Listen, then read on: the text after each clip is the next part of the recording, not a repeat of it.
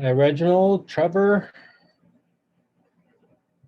All right, let me see my name first. There we go. Yeah, you don't look like Jim Biggs. I know, right? All right. Are you going to be on the entire call, Trevor? Should be, yes. I'm going to make you, I think, co-host, just so Okay. just that way we can let people in, just in Sure. case. So got a minute or two. Okay. Co-host. Yes. Okay.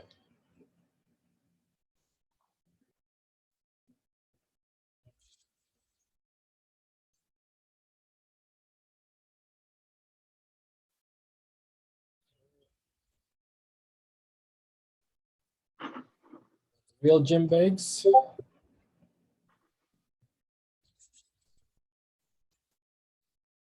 Hey, Jim.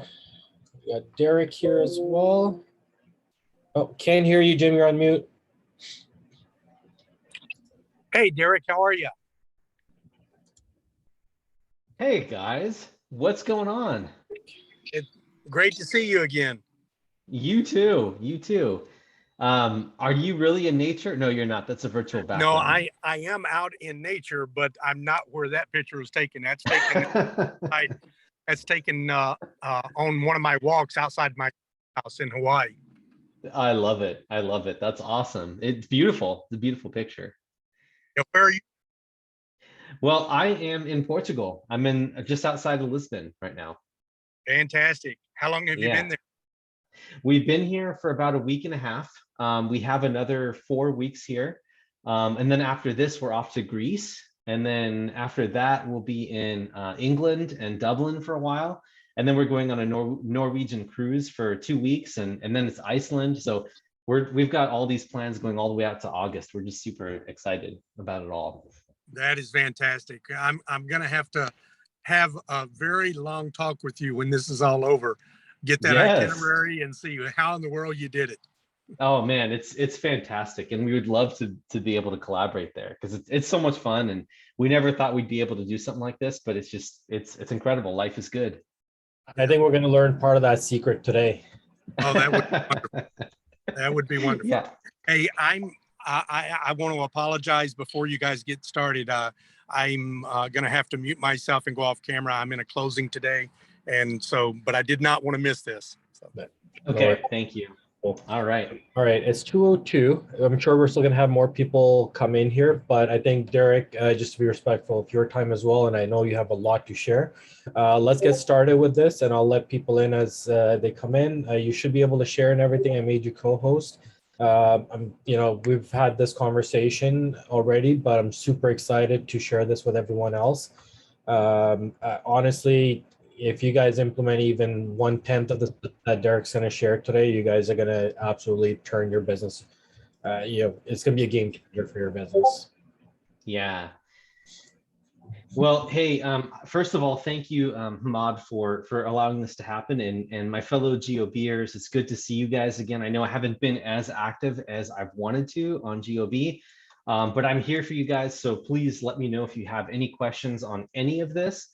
There's also a YouTube video where I do a lot of this. I walk through this a little bit more. So if there's any details that you need, I can fill you in on that too. It's on my channel.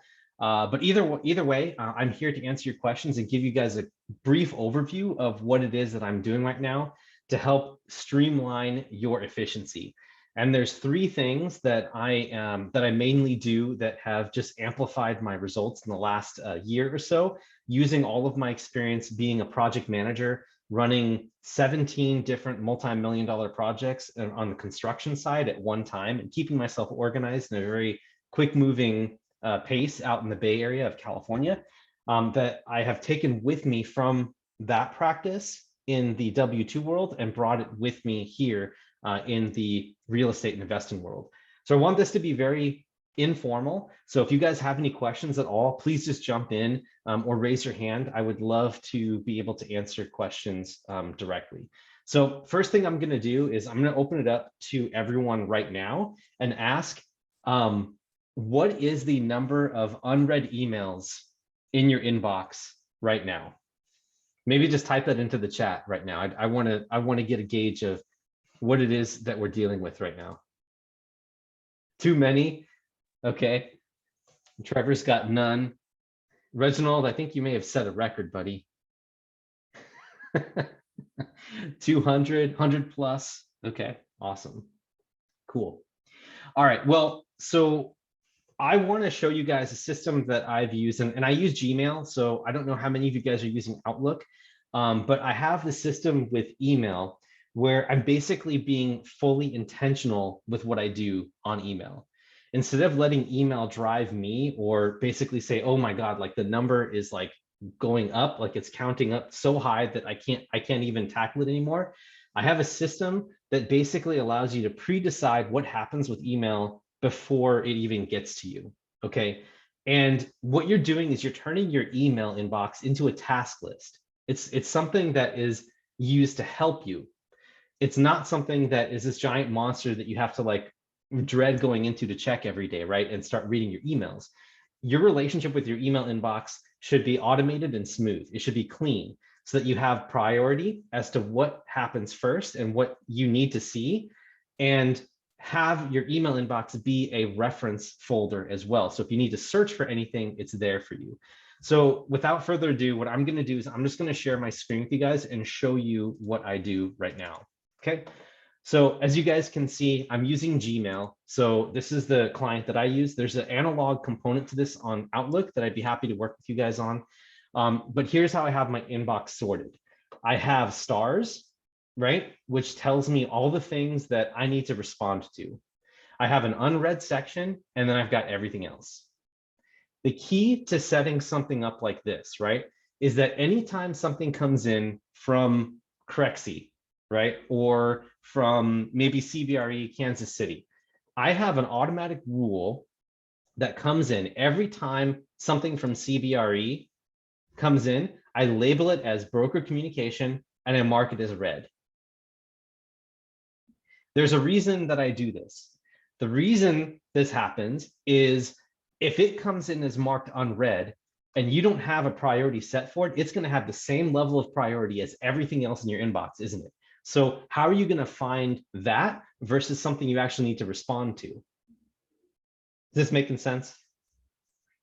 So what I do is every time an email comes in, that's something that maybe I don't need to see, right? Maybe I don't need to understand, I don't need to hear it, right? Or I don't need to see it right now. Like for instance, this one, probably don't need to see this. What I'm going to do in Gmail is I'm going to go and let me move the thing over here.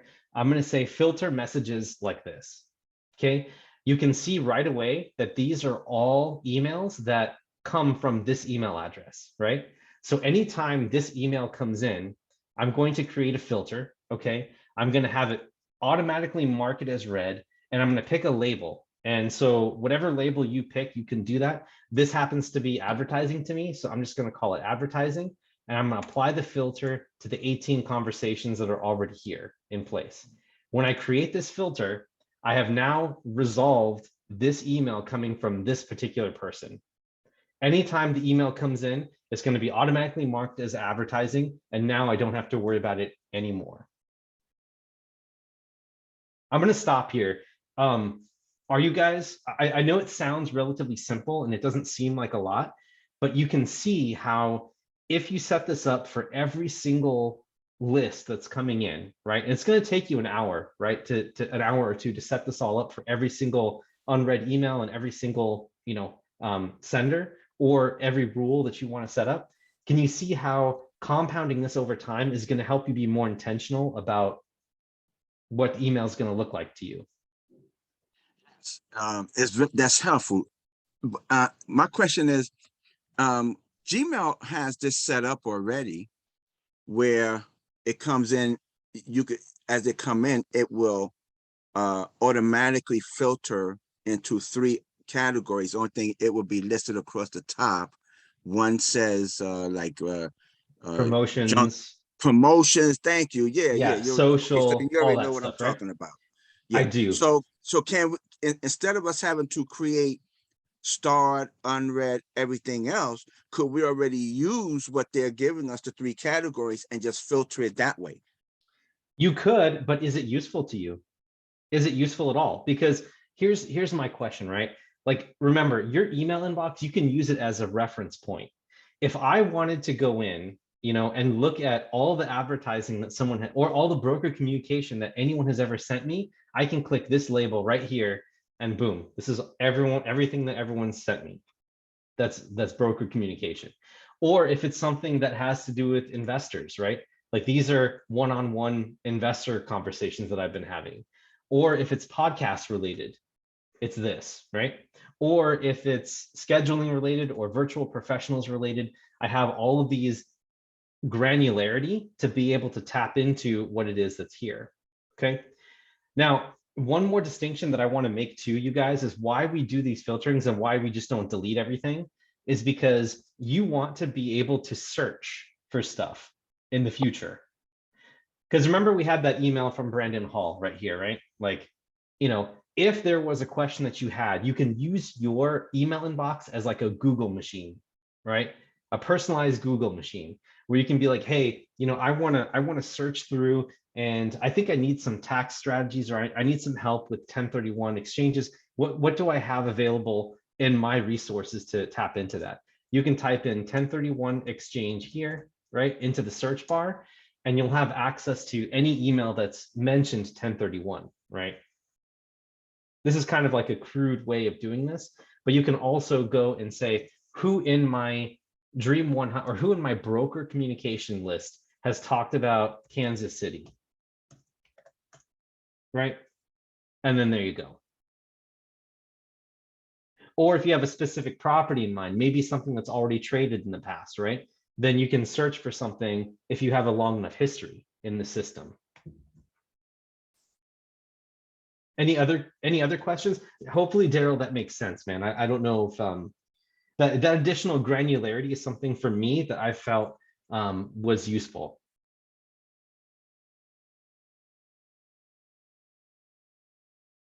He's probably on mute. Anyone else got any questions so far at this point?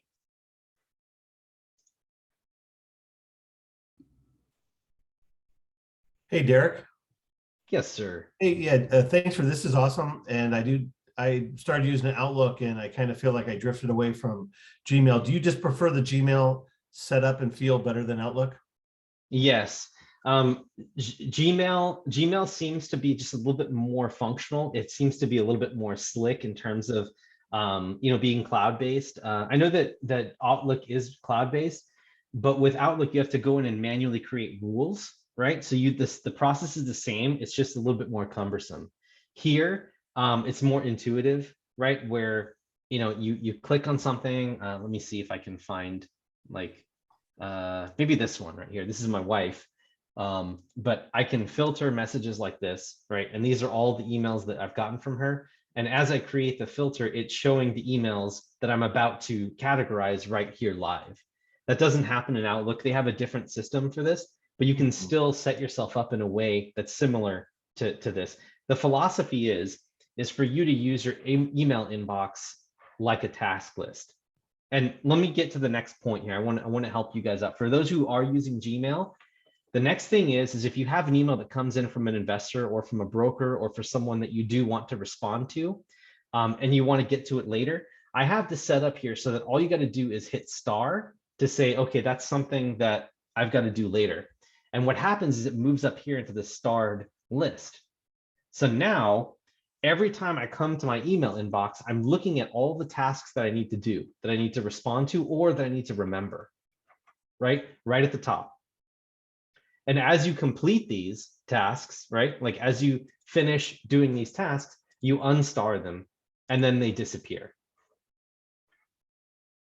And they're no longer, like you've already responded to it, it's gone, right?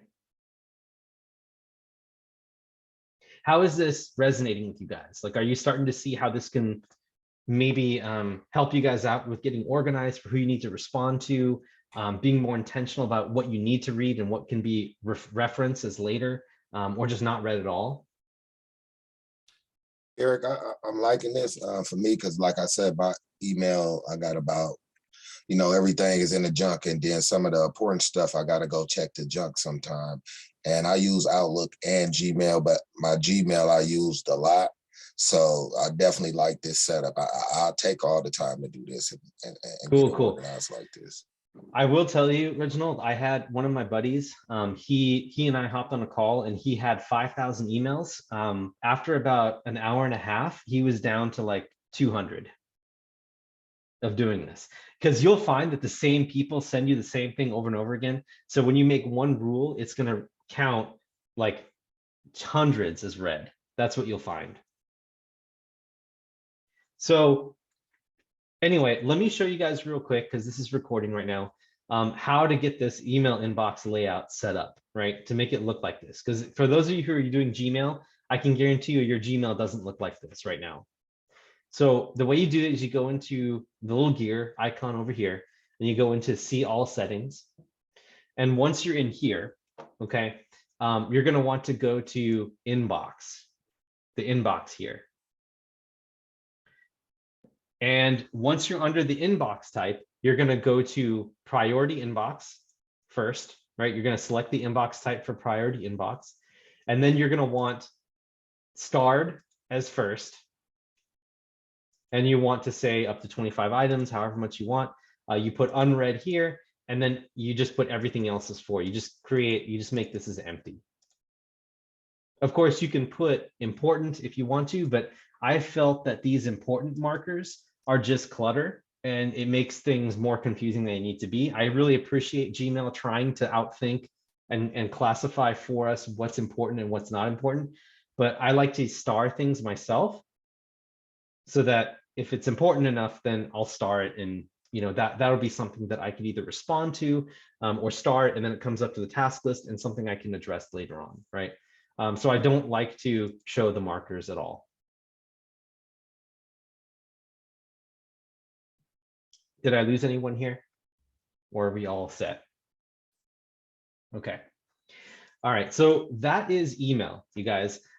Essentially what this process looks like is you open up your inbox and you look at anything that's unread, right?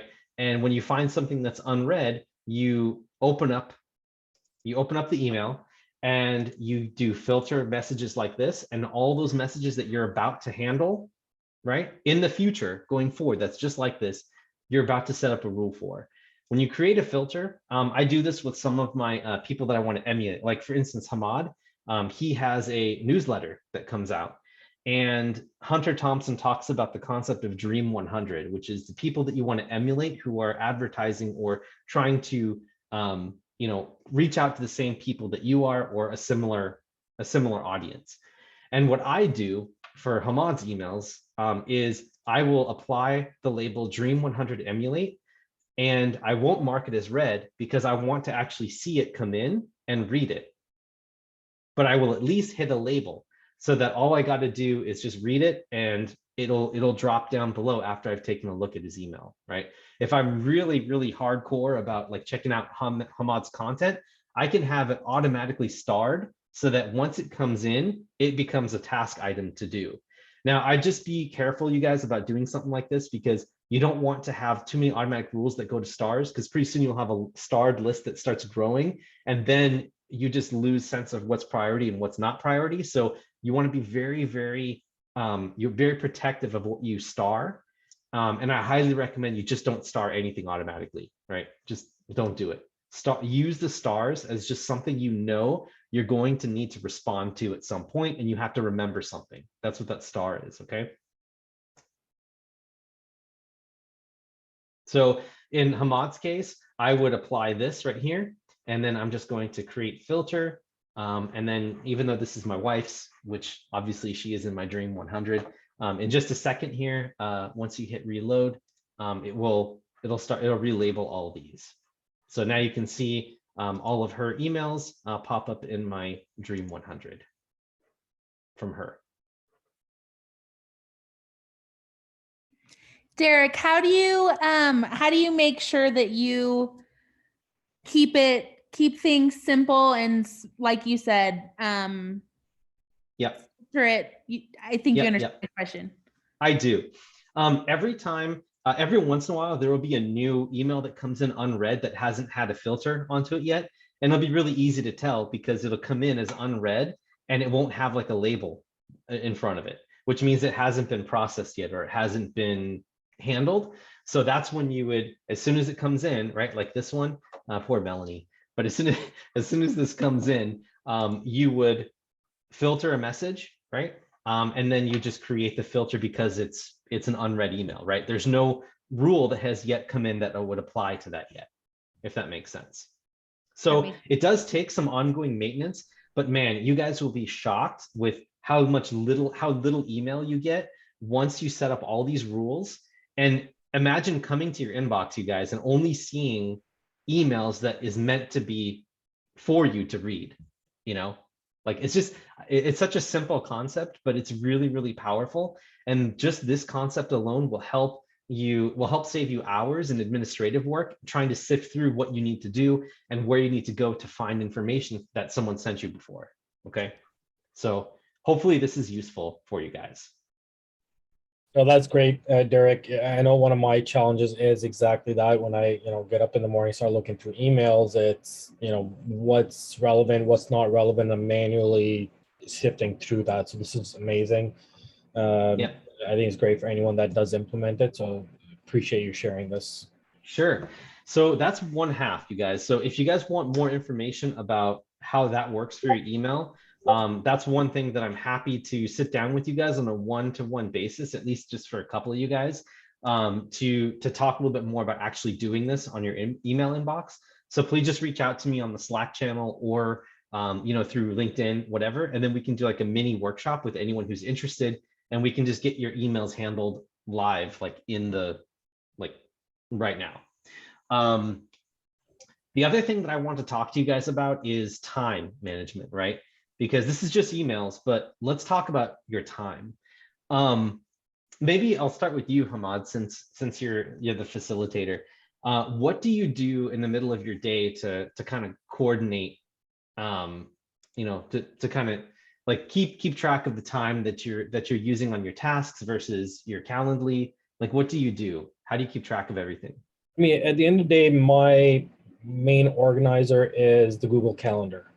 I have my time blocks in there. I have my meetings in there. I set my Calendly up in such a way that it can only book meetings at certain times. And that's basically how I organize my life right now. What happens if, and how often does this happen, where you have a time block and you don't complete what you were supposed to do during that time block and you have to move the time block out?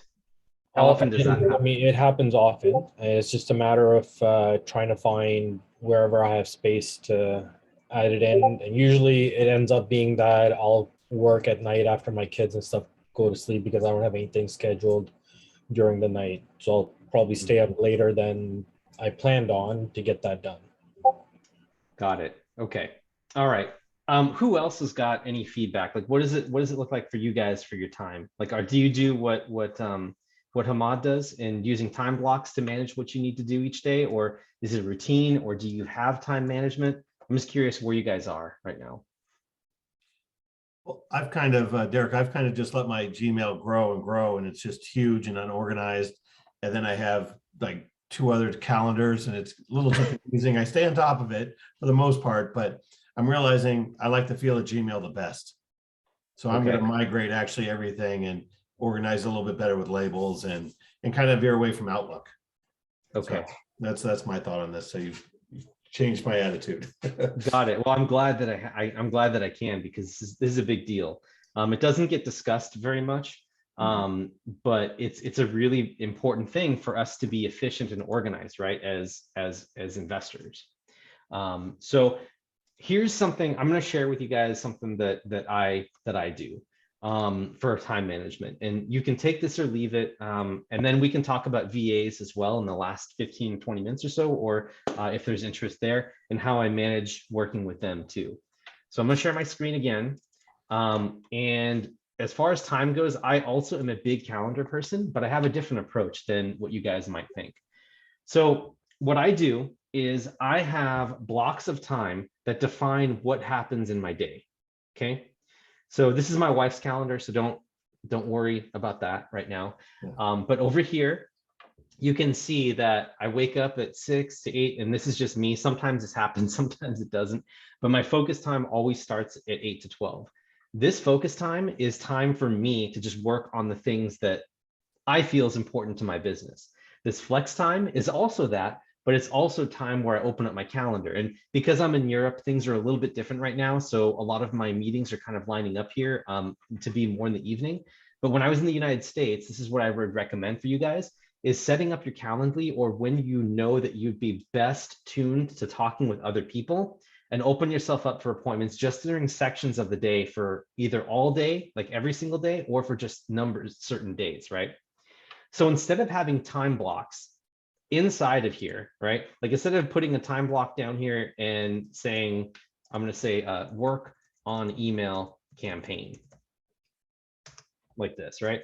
So I would save this. And what I used to do, you guys, is like the time would come past here and I wouldn't get finished and I'd have to move it and then move it and then move it, right? And so now what happens is I have multiple things and I've got 4 or 5 time blocks that I keep moving and moving. And now I'm wasting time trying to move the time block and trying to figure out like where they go. And it's just a mess, right? So instead of that, I use Asana to help manage my own tasks. And so if any of you guys, are you guys all familiar with Asana? Yeah, okay, there's a free version of it. Yeah. Do you recommend the paid version? I assume that's going to be. No. I'm not familiar with it. Okay. Well, Asana is perfect because it'll feed into VAs if you guys have VAs. Asana is a project management software that's very intuitive, that allows you to keep track of your items that need to get done. And essentially what I do, guys, is I have an Asana list for all the things I'm supposed to do within my focus time. So I have a separate place where all of my tasks can be managed right in here. This is what Asana looks like. At least this is for, the tasks that need to be done. So a lot of these right here are lower priority items. That's why they're overdue and haven't been finished. And some of these things are eventually things that I'll get to later on. But you use Asana to keep all of your tasks in one place that you want to do, sorted by priority date here. So obviously the things that are further out, this needs to be changed.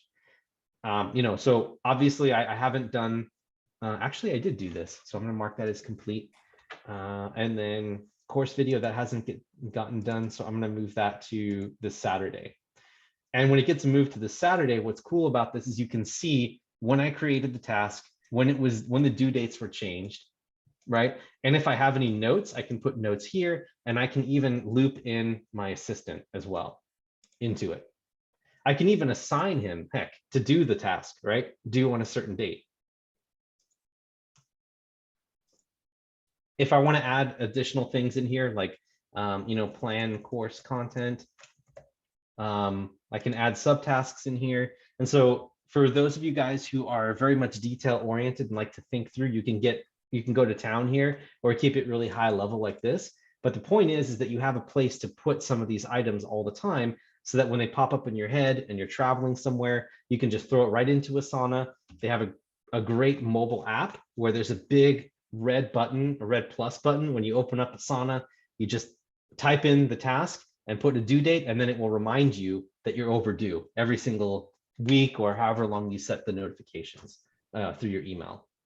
So, okay, I've said a lot. Where are you guys at right now? Am I making things more complicated for you guys, or am I helping you guys out with task management? Derek, this is great stuff and I appreciate it. With Asana, at what point do they try to push you to a paid service? If you get too many tasks going, do they then try to switch you to a paid one? No. The only thing that you get with paid is you get additional like views. You can get automated workflows, reporting, Gotcha. all of these things that you quite frankly don't need right now as a small business. If you're running an enterprise, or you start to get to be a point where you're like a Michael Blanc or Rod Khalif or something, and you have like a whole bunch of VAs and you want to have start times and end times to your project milestones and your projects, then that's something that maybe you could use for this. But man, this is so powerful already, Right on. you know? Thank you. And yeah, so essentially what I do, guys, is every day I look in my focus time, I look at what needs to be done. And this is where I manage all my tasks. And if I want to assign it to someone else, I can do that right here. It's just really, really powerful for this. So so that way my email inbox on my calendar is not a place to remember things. It's a point of reference, and it's a task list. That's all it needs to be for me. And yeah, of course, it's my scheduling. So whenever, you know, whenever someone needs to meet with me, yes, I do have to have that on here. And we do need to talk about it. I need to reserve that time in my calendar, but I'm in full control of this time here. That's for people to reserve time to talk with me. Otherwise, I block this time out and people can't book me here unless I want to book them. This is my VA. So, you know, because I'm in Portugal and they're in the Philippines, it had to be this time. So that's just the way that it works. But anyway, I hope that I'm inspiring guys or like giving you some light bulbs here for ways to think about how you're organizing yourself, because I know that I had to figure this out all on my own because I kept getting more and more work. And in order for me to survive while I was working a full-time job with all these projects, I had to figure these systems out myself in the beginning. So anyone else have any other questions about like this way, this philosophy of treating time and tasks? No, Derek, you definitely, and I thank you. Definitely was an eye opener for me. A lot of my problems was coming from, you know, trying to keep track of a calendar, trying to look on the calendar, because right now I kind of work for an acquisition company at the same time doing this on the side for myself, and trying to run my own company. So it's been kind of, you know, trying to time block, but at the same time running across complications and meetings. So this definitely is going to help me out a lot, and I'm definitely going to try to jump on your schedule to go, because I want to clean mine up right away, and I got a lot. For sure, dude. Yeah, I totally get it, man. And I think, you know, it just takes like a little bit of thinking. Like you have to just think about your relationship with your calendar and your inbox. And once you understand that it should be a tool, right? Like, because we kind of let it run us after a while, because there's too much to track, there's too many things to do.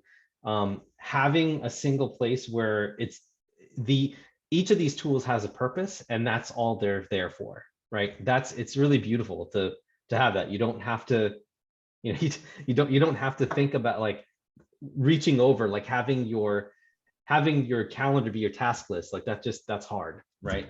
And then having your email be like a junk box for everyone to have people send spam to you, right? Like that's not on your terms, right? So how does that work? That's the question I had. I'm glad you brought that back up. How does that work with the junk mail? So I see on your list, you got everything categorized and good. What do you do with the absolute junk mail? Like it could be, yeah. How do you do that? So if it truly is junk, right, that like I'm not like it's spam, or some people like send me, you know, like it's just inappropriate content or like things like that don't work, then you can go in here and you can literally mark like report spam, and anyone from that sender, it'll go over to spam, and it just is out of sight, out of mind. But I very rarely do that unless it's completely unrelated, because again, my email inbox is a reference point. It's like a Google for me. And so in the future, I want to be able to search for something in the past, and maybe, you know, that email has something there that could be useful later on. So you don't have to check your spam at all, meaning that you're not worried about like messages going to spam because they're coming in a certain way. It doesn't do that at all. Sometimes that does happen, but it's very rare. Like this is my spam inbox, and like there's nothing in here. Like every once in a while I'll check this, but it's just not, you know, there's nothing in here that's good. Like this Bradley company, maybe I should move that back out, but I can fix that, right? But yeah, I mean, I think it's useful every once in a while. Like once you have everything under control, Reginald, It's really not that hard for you. Just click in here and just make sure it's not there. And make sure it's there. So yeah, I just haven't really had that problem. You know, it just hasn't happened because I'm so intentional about the emails coming in where they're supposed to go that it just goes into the right place. I wasn't spam happy, you know, if you're marking stuff as spam. So what if you've gotten yourself in a place where now you're working from 2 emails in regards to Reginald's comment of, you know, have my spam email that I give out to the big, yeah. Yeah. I mean, if you have a spam email address, there's no reason why you couldn't do this also for that inbox, you know, like you do the same thing. Like you have all of these rules set up for one inbox. You're just doubling work. You'll have to do it again for your other email inbox. Right. Yeah. Okay. So last thing I want to cover, you guys, is VAs. How many of you guys have VAs right now? How many of you guys are working with VAs? No one? No one's working with VAs? I'm working with it as far as on Capital Virtue side as a acquisition director. So I would love to hear this information because I am working with them on a acquisition director side. Okay. Well, when you guys get to a point where you're going to eventually start to need to outsource some of your work to someone, right, to help you with all of your work. And you got to have a way to keep track of all of it. And in your mind's eye, think right now about how you would do that. I know that when I first started, I would email him and be like, hey, can you prepare the marketing poster for this? And he'd email back with questions and you'd email back. And then eventually it would get done. He'd probably email you back again to say, well, where do I post it? You know, more clarification, right? So you probably have, in order to get that one task done, maybe 5 interactions going back and forth. And then once it's done, you don't know when it's done unless they tell you, right? Then you do that again with the next project or the same project. You do it again, say, hey, I want you to do this again. And then maybe it's less emails, but you keep giving them more and more things to do and things start snowballing, right? Now you're sending an email for everything.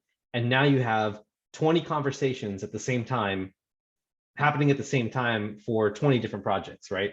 I'm just thinking about scale. This is what we do as investors in real estate for multifamily, right? We think about scale.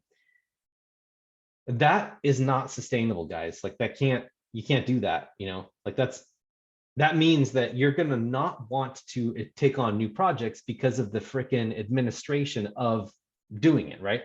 Maybe you'd say, no, I am in self-development and I'm going to get past that because, you know, I want this thing needs to get done. But it's a subconscious drag there that you could get stuff done more quickly if it's a lot easier for you to set up a system where your tasks can get delegated very quickly. And again, I like to go to Asana. And inside Asana, this is my workflow that I have with my virtual assistant. It's right here. We have 4 columns. One column is a backlog of things. The other column is an in progress column that my VA is working on right now. Then there's a ready for approval column, and then there's one that's complete. So there's simplicity here in this. And if you guys wanted to, you can even look at it in list form. This is what I love about Asana, is that this is the same exact content right here. You can see this prepare travel video from USA to Portugal, complete social media hooks and posts, and start posting podcast announcements. If you go to the board view, it's all right here.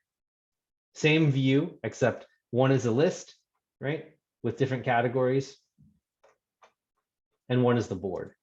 And then if you're even fancy, you can even do the timeline, which pulls in, or calendar, which pulls in the dates for all the due dates that you've put in. So it's essentially a spreadsheet, right, that has one view, or that you can do a whole bunch of different views in. Got it? Okay. So what happens is when I want to create a new task for my VA, I will hit the plus button and simply write in a name. I'll say this is a task, right? And if I really wanted to, I could go in and give more detail. But let's just say that he knows what to do here. I'll assign it to my VA. and then I will assign a due date, and that's it. Then if he has a question, he'll type it in here and it is all in this card. So like, let's say he drags it over into here and he's working on it. Now he says, hey, I have a question about XYZ, right? And then you can attach something, you can reactions, you can mention people, right? And then you can comment, and then you'll have this whole history of comments. As a matter of fact, this is what, let me delete this. This is what we did for our ebook. So let's see, ebook. Let's see. Blueprint. Here we go. One more time.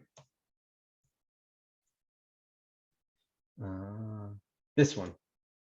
So you can see here, there's like a whole conversation about how he said, hey, check this out. This is what I think we're doing. I said, hey, you know, this is almost done. Just fix these things. And then here's the final. And then you can see the whole history of what happened here, right? Like these are all of the comments going way back to when this first started. All in this one card. It's all here in this one card. There's no emails going back and forth. It's all here. If I need to bring in my wife to help, then I can mention her, right? And then she could come in, she could step in, right? So let me clear this back. And how many people can you add to this, Derek? Can you have on here as far as your workflow? I believe it's 15 people, I think, is free. So that should do it for most of you guys. Hey, Derek, can I ask you a quick question? Yes. Where do you find the best luck for finding the good virtual assistant? Yeah, so there's a lot of places. I think if you have a good process, you can find some good success at SphereRocket or onlinejobs.ph if you know how to hire people. There was one that Hunter Thompson recommended. Let me see here in the Raise Masters group. Let's see. I know it was from Hunter. It's like Rocket something. Yeah, but do a search under Rocket, maybe it'll come up. It was a recent one though, Hamad. I think it was okay. one that Hunter mentioned. Here, let me search real quick.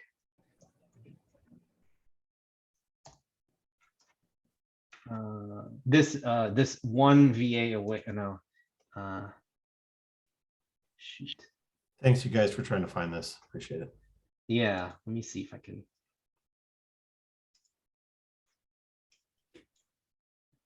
There was a name of this, Hamad, that it was like it was hyphenated, wasn't it? Ah, man. That's it.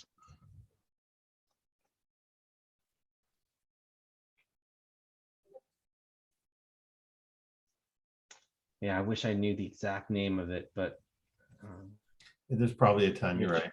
Yeah. Let me try this. One more time, I'll try this. Okay.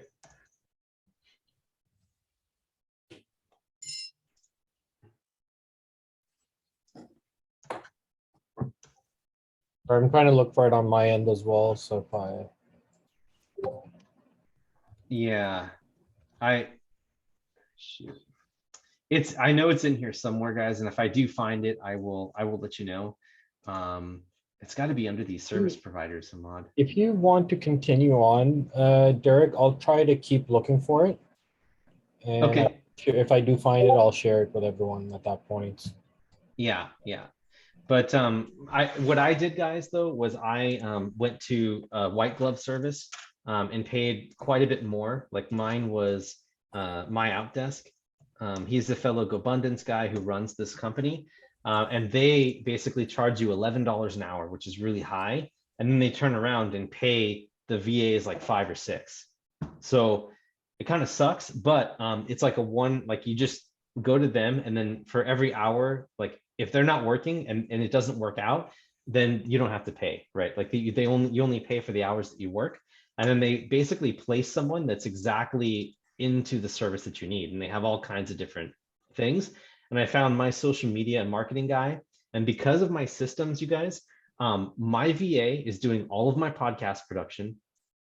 He is doing all of my Facebook marketing, all of my my social media, all of my video editing, all of my back end, like entering information into a spreadsheet, all of our website maintenance, all of our Buzzsprout descriptions, our SEO, our monthly newsletter campaign. He's doing all of it because I have processes set up and he's not confused about what to do. And what I do is I give him a backlog. So when he's in focus mode, he can just rip through things, right? And I'm always making sure his backlog is full and he knows where to go to get to them. There's no emails.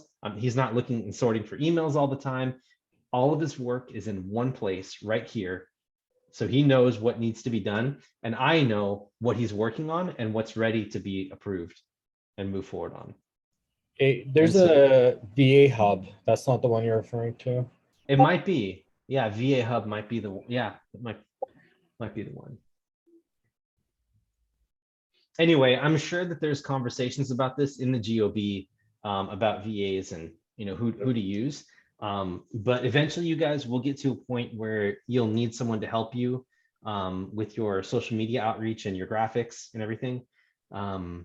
I know there's tools out there. I think, Hamad, you're using one for podcasting, right? And for copywriting and stuff like that.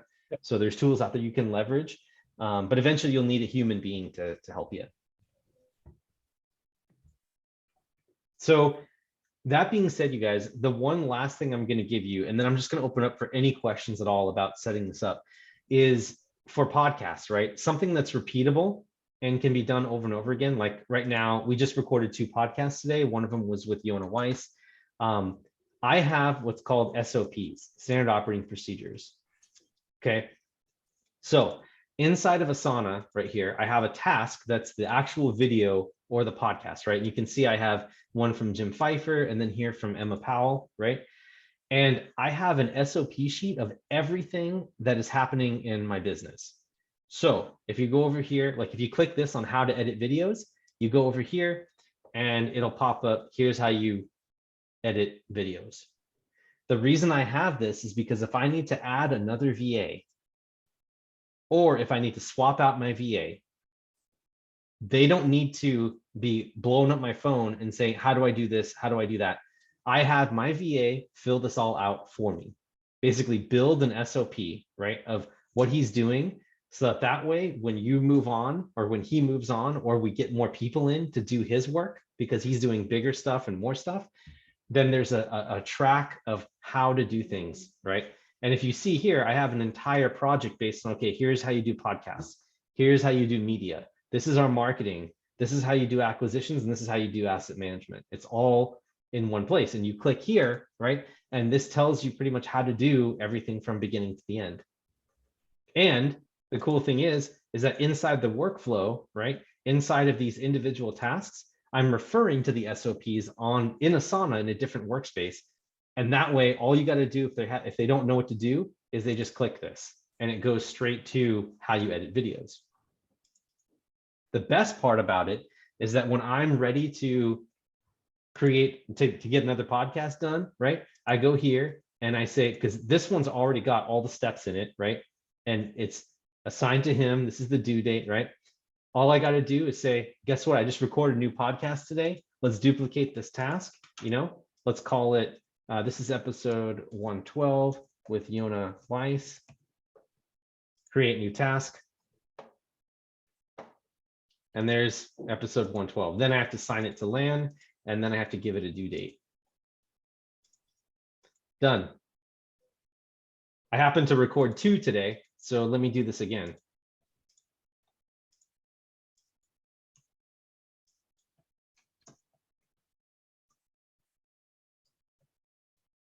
I forgot his full name, but I'll change that later. Create new task.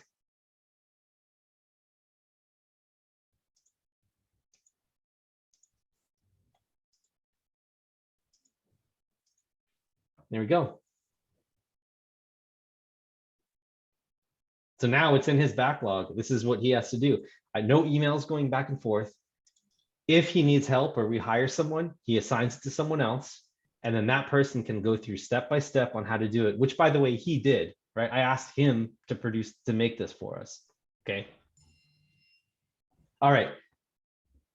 We've gone over a lot, guys, and I'm sure that you're probably either your head is exploding or you're asleep.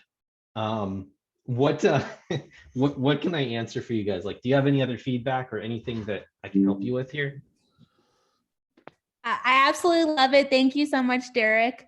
As someone who's beginning the process of building this out, what is not an easy way, but the best way to start implementing this on a daily practice? Is it taking my action items that I'm doing and creating those SOPs? What does that look like? No, I think that you only need SOPs when you start getting ready to delegate and bring in a VA. And once you have a VA, you have them build the SOPs for you. You can start if you want to, like if you really want to be super organized, like you can take a stab at building an SOP. But generally, the people that you will bring on are detail oriented, and they'll be better at doing an SOP. Unless you're detail oriented yourself, they'll probably be better at doing it than you. And that's all this who not how concept, right? Of like, you know, who can I bring in to plug into my business that will do this way easier and faster than me and more organized? That's who you want doing all this. So I would say number one is email, because that is like a huge drag on your time and it's low-hanging fruit that anyone can do. The second thing I would do is get used to Asana by blocking out when you're going to work on your tasks and moving away from having your calendar being your task list to a task list being your task list. Okay, whether it's Asana or whether you use what are some other stuff, Hamad, what other, like Notion you can use? You could use what else? There's like list apps. There's ClickUp. Evernote. Yeah, ClickUp. You could use ClickUp. You could use Monday. Yeah. But I like Asana because it's free and it's powerful enough for what I need and easy to access, very user friendly. And I think ClickUp is too, right, Angel? It's pretty nice, isn't it? After all this that I just seen today, after all the CRMs we've been using, Asana looks really, really great, man. And you know, me and my wife thinking about getting into podcasting because she's a cook. She loves to cook. So we was thinking about that. So I'm definitely interested in the podcasting thing and trying to get that together. But yeah, man, I'm definitely like, wow, this is amazing. I heard about this, but I didn't think it was all free. And for what it's doing, you paying thousands of dollars for a CRM to do majority of what you're doing right here. And it seems like you're running a whole business off of this. Well, so I will tell you, Reginald, that I do have ActiveCampaign that does certain things with emails going out to investors. So that I do need. This is for like coordination of tasks internally and communication internally, like with your team, with you. Heck, man, like we even have something for personal, like we'll put in grocery things to do and my VA will order stuff on Instacart and have it dropped off at our door so we can cook, right? So, you know, that kind of stuff, right? Like, you know, you can get really creative and have your personal lives on here too. It just depends on what you want to use it for. But I would say, you know, experiment with whatever whatever project management software you want to work with, whether it's Monday or ClickUp or, you know, even a spreadsheet somewhere, right? But you can use Asana and just get familiar with it, you know, get used to using the app and pressing the plus button whenever you have like something that you want to do that you don't want to forget. I do that all the time. Like that's what this task list is for, is like anytime something comes up that like I don't want to forget to do, I'll open up my phone and put it in right away into Asana so that now I will get a chance to prioritize when it gets done during these times right here. And to just be clear, you said you could only have up to about 15 people per team, so. Or just? No, I think it's for your whole workspace, like for your whole account. Like I believe that's what it is, but let me see. Yeah, I don't recall. It may even be unlimited people. Like if Okay, I because do, I was like, we could use it for the USDA challenge, like with our team, to keep track of what's going on. That seems like that'll be pretty good, and to get us used to doing things. Yeah. But you know, yeah. Because remember, like if you have emails and you're trying to communicate with a client, right, where they don't want to see your busyness, like they don't want to see your coordination with the, hey, you take care of this, you take care of that. That's a CRM. That's like ActiveCampaign. That's like MailChimp. That's all that outward facing stuff. This is for like getting shit done. Right. Pardon my French. Sorry. But this is for like getting everything done that needs to be done internally, right? Either for you, which is me, like this is all my tasks, right? That I need to get done myself and reprioritize, right? And then there's the workflow, which I have my VA and my team to assist on stuff that my VA can't handle. And one other thing too that's really nifty here, let me show you this too. Like you can get really smart with some of these things. Like for instance, when Abel, he's one of my co-sponsors, whenever he sends me an owner update meeting, right, which is this one, what I can do is I can go here in this Asana for Gmail app. I can click it. Watch this, guys.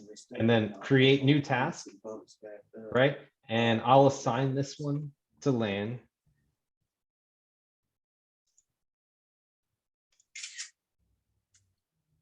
And then I can put a due date in there, which I don't know, maybe this Friday. And I'll just say, hey, please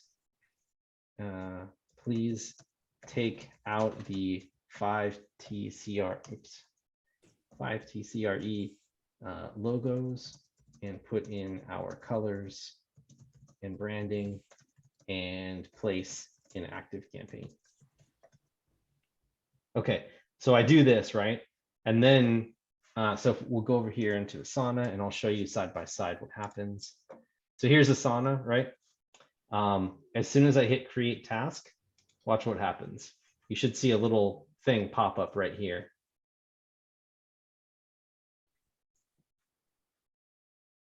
I gotta refresh. Let me see if I can back forward. Where did it go? Should have popped up here.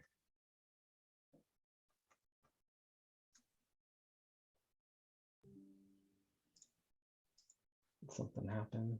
April 29th. Let me try, because I already did this for this one. So let me try.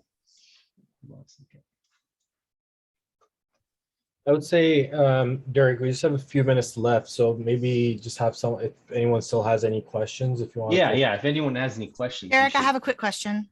Yeah. So this workflow thing looks absolutely freaking amazing with Asana. Mhm. We have Asana. Yeah. I suck at it. I can't put anything in it because I don't want to stop and do what I'm doing long enough to do that.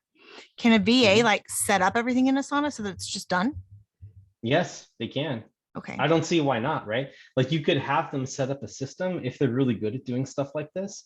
You can have them create something that looks a lot like this, right? And say, hey, what I'd like you to do is every time I give you something to do, please put it in a backlog column, and then create something that shows me what you're working on right now, and then what's ready for approval. And then once it's done, you can check it off as complete. Something like that looks like this. So they can create a card every time something gets done, right? Cool. Yeah. Yeah, because like she's kind of like a personal to-do list. Because I put in the chat, I just send her stuff all day long when I think of it. And she puts it all together and sends it to me in a list in the morning. And then knowing that overwhelms me, we go through and she sends stuff to me one at a time until I get it all done. Yeah. Okay. Yeah, that makes sense. Yeah, it doesn't. So cool. Yeah, absolutely. Oh, I think I figured out what it was, you guys. Here, this is what happened. So watch this. If I do this and just say, hey, take care of this, please. And I forgot to put the project in here. So when I do that and bring it into the workflow, and I'll assign it to this time to my VA. Watch this. I'll hit create task, and then it should pop up right here. There it is. Just popped up. Okay. Hey, Derek, I have a question. Yes, go for it, man. Yeah, thanks so much for doing this. This is an amazing system that you have set up here.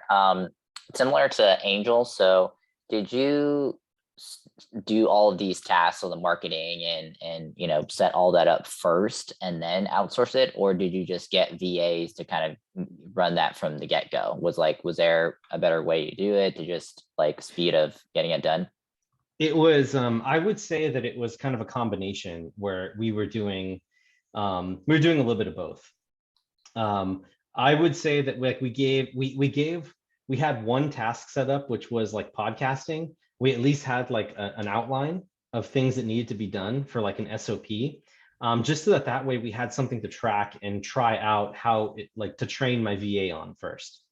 And we had to like figure it out ourselves. Like we didn't have this thing all from the beginning, right? Like we had to kind of ask questions and bounce things back and forth. And so it was, it took us a little bit of time to sort this out, but yeah, essentially we built it together. Uh-oh, another appointment. Okay. Yeah. And then the way that you found your VAs, was it, I know you went through that website, but was that just, hey, this is it'll pay a little bit more, but we don't have to deal with the quality control thing and hiring yourself? Was that why you went towards that? And so far it's been pretty good versus, you have to interview 20 people and, half of them don't work out type of thing. Yeah, I think there is a little bit of going back and forth, and I got very lucky because the first couple of like we were able to rule out a few interviewees that just didn't seem to make sense. I think the secret weapon that I had on the call when interviewing my VA was my wife. So having your wife on the call with you while you're doing, or your significant other on the call with you, can help you point out some red flags so that when you're talking to them, because remember, if things go well, this will be your personal assistant, guys. Like you could give them access to your credit cards, So like, if you really trust them that much, that's what could potentially happen, right? Like for what happens with ours, we hired them direct. So having your significant other will help take the pressure off you to look for those things that maybe seem off a little bit, because you're going to be focused on the interview and asking the questions, and the person next to you will be looking at like the reactions and just feeling out the conversation, so to speak. That's perfect. Thank you, Derek. It is top of the hour now. I don't know. Do you have a few more minutes, Derek, or do you have to sign off? Yeah, I got about 5-10 more minutes if there's any more questions. Yeah, so if anyone has any questions, feel free to go ahead then. Hey, Derek, good afternoon. I wanted to know a little bit about the VAs, as far as how do you pay them, and how do you track as far as like a W-9 or a W, how would you do that? Yeah, so actually there's a couple of things I do there that's a little bit unique. I use a software that's free.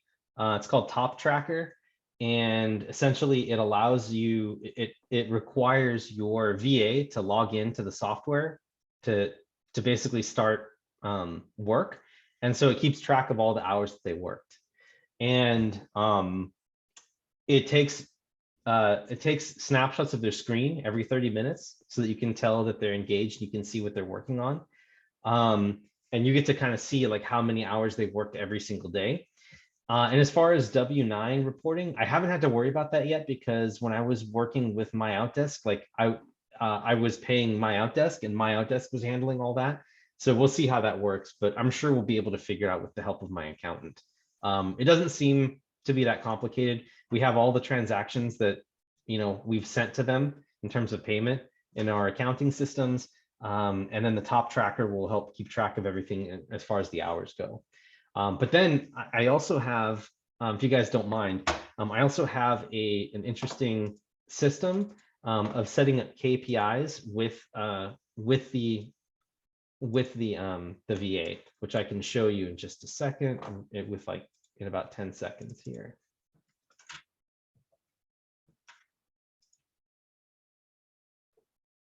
So what this is, guys, is I have all of the things that I want them to do.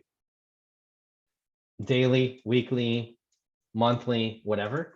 And their base rate is pulled in. It's $6 base pay, and then it's $1 in incentive pay.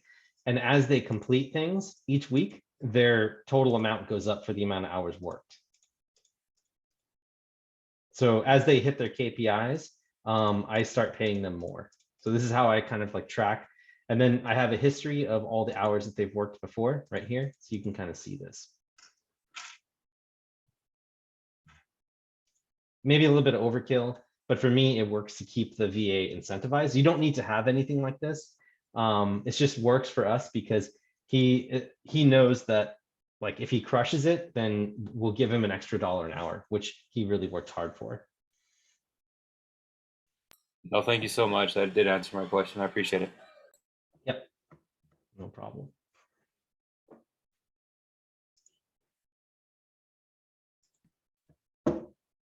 All right, anything else that I can help with, you guys?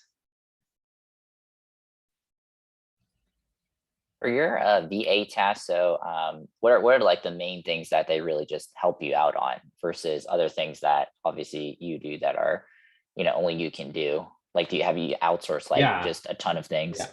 Oh yeah, everything.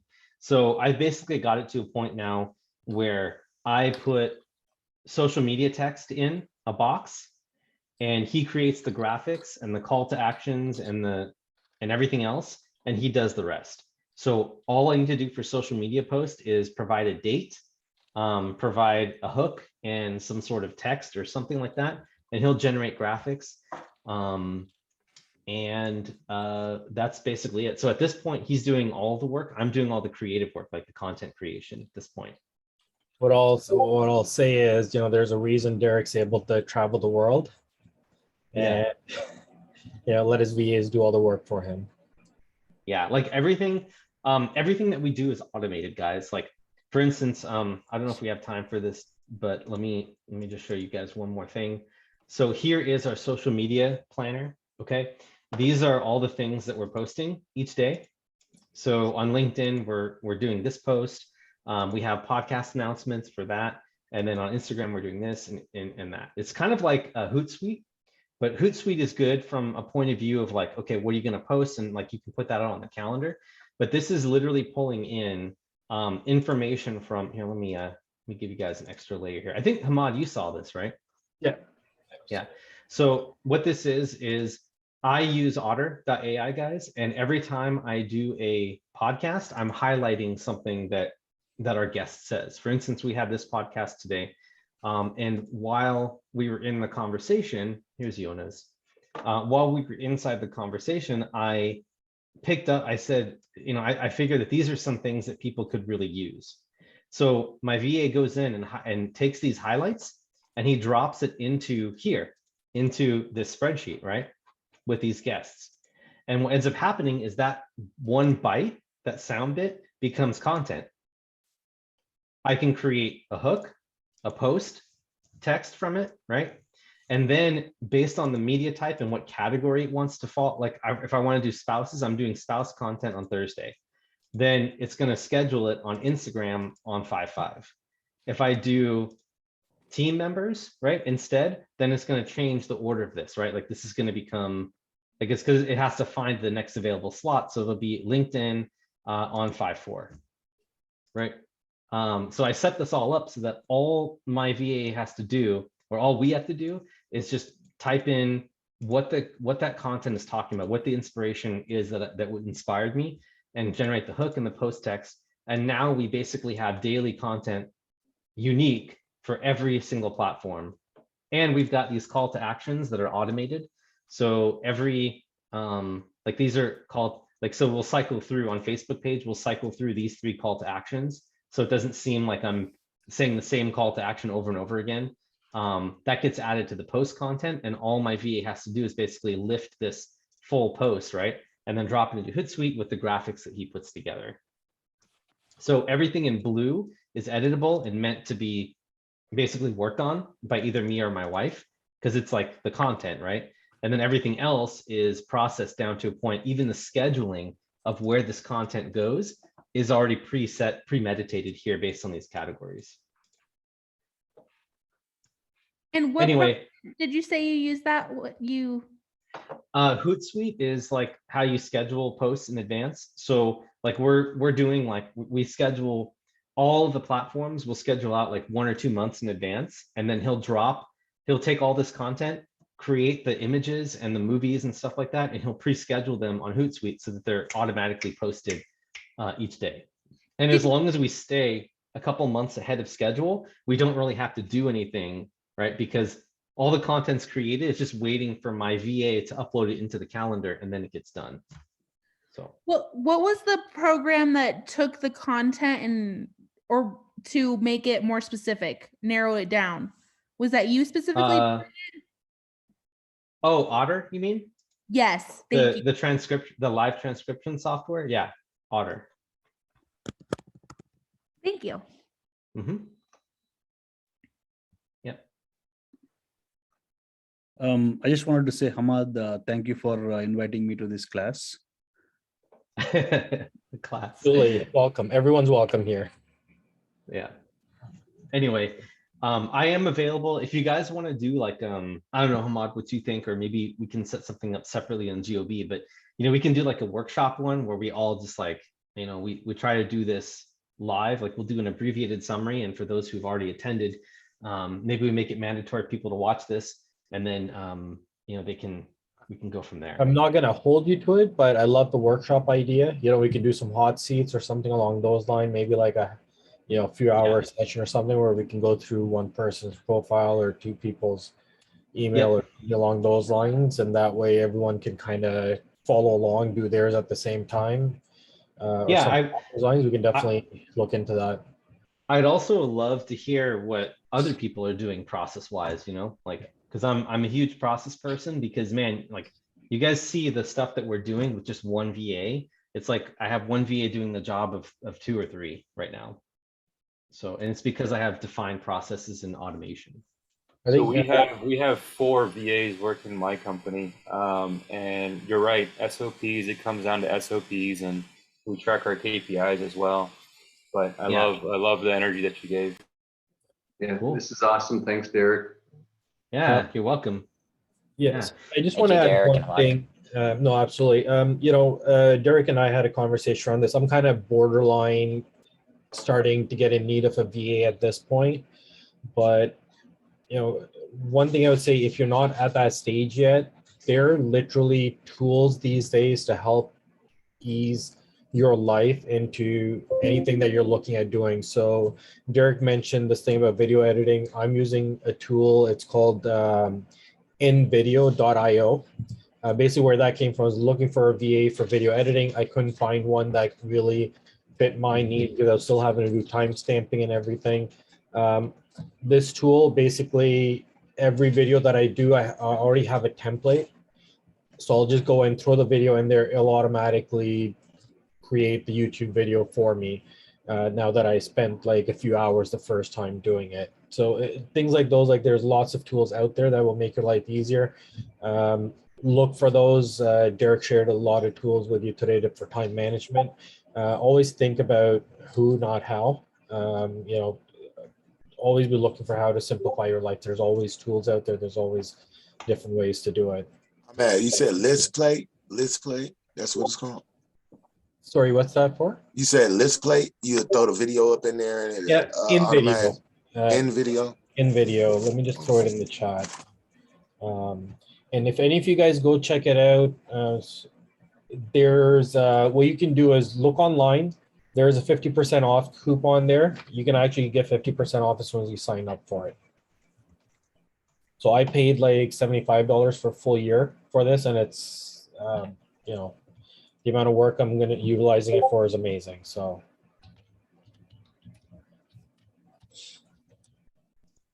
there. I just threw that in the chat.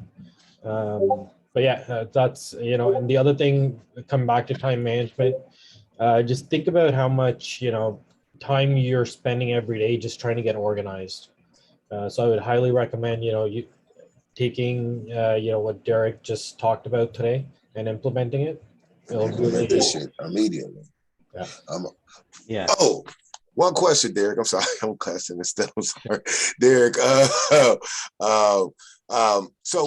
I have the Outlook account, and I heard you say something. I know we on a thing about, and I want to kind of merge that into the Google account if I'm going to be organizing it like that. Is there a way that I can merge the emails together where I can? I think so, man, but I'm not an expert in like porting over your cert. Like, is it with your company? Because if it's a company, then you'd have admin access. No, it's not it with your a own? company. It's my own. Okay. Yeah. There might be a way to do it, but I'm not an expert in changing from Outlook over to Gmail. I think you can. There is a way to connect, like there is a way to do it, but I'm no expert in making that conversion. You can keep Outlook if you want. It's just more cumbersome to set up those automatic rules. Okay. So that's kind of the difficulty there, but it can be done. And it's pretty simple. Once you do one rule, you can do 1,000. So, yep. I think you can do, you can forward emails from your Outlook into your Gmail. So that's like a way to do it. Yep. But that's what I'll do then. I just forward my Outlook to my Gmail, and I could set up one just a Gmail, and that could probably work that way. When you do that, does it not does it preserve the integrity of who sent the message, or does it come always from your Outlook account? That could be the problem, right? Yeah, I don't know the specifics about it, so it might have to, it might, yeah, I don't know if you can just reply directly as though it's like the same as your Outlook account. So might need to like look into it. I think the reply would just be going out as a Gmail then. All right, guys, it's 3:15. Really, I want to be considerate of Derek's time as well. He's really gone above and beyond, I think. If you guys have any questions or anything from today's meeting, feel free to reach out on Slack. Derek's there as well. I'm glad. Thank you, everyone, for being here. It was great. I think, Jim, if you have any parting words. Yeah, I just got back home. I wasn't able to hear everything. Every few minutes I was able to dip in. It just sounded absolutely golden, and so proud that we have someone with Derek's expertise on the GOB network, and really proud of the fact that he shared all of that with us today. Really glad that we have it recorded. You should listen to this over and over again and try to pick up on a lot of these pieces and implement it into your own business. And just want to say thank you, Hamad, for setting it up. Thank you, Derek, very much for being on and sharing with us today. Yeah, thanks, Jim. Thanks, Hamad. You guys helped make this happen, and thank you to the attendees to making this lively and value adding for everyone. I appreciate it. All right. When can we expect this in the drive? Let me see as soon as the recording's available by tomorrow. Okay. Latest. All right. Perfect. All right. Thank you, everyone. Cool. Take care. Take care, everyone. See ya. All right.